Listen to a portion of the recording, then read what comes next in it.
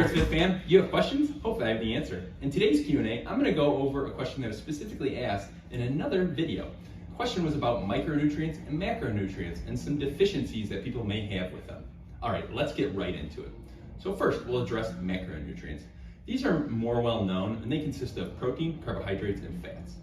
Really, what you need to know is most people aren't going to be deficient in these, especially if you're eating a standard diet. The only time that you would really have any problems would be if you're intentionally cutting one out. So you're on a really low fat diet, or you're like on a ketogenic diet, something like that. Also, what you need to know is really you can only cut out one of these long term and maintain your life, meaning you're not going to die.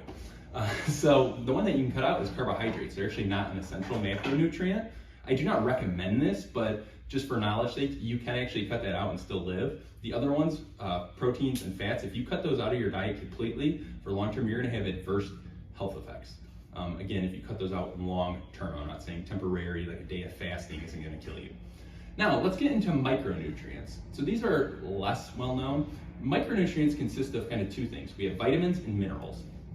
Vitamins are gonna give you really the energy that you need and support some bodily functions. Minerals are gonna deal with more fluid balance in your body. So common deficiencies in micronutrients are typically, I'll talk about 4 of them today. We have vitamin B12, we have vitamin D is common, iodine is a really common one, and then we have iron is another really common one. So of those 4, I'll talk about ways that you can actually get those deficiencies built up through eating things in your diet, not just supplementation.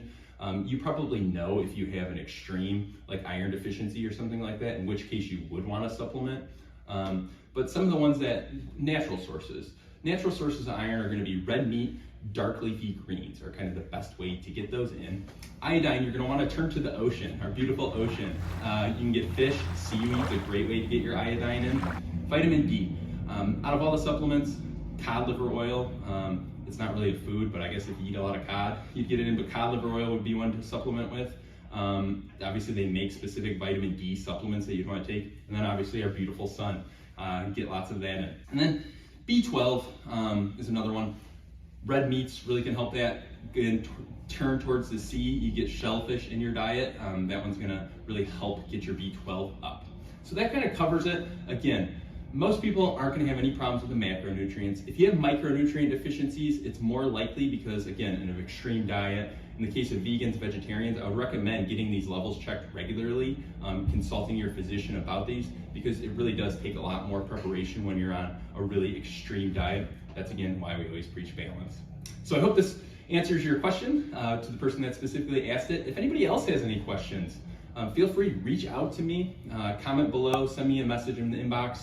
If you like this video, give me a thumbs up. If you loved it, give me a heart. And as always, stay strong.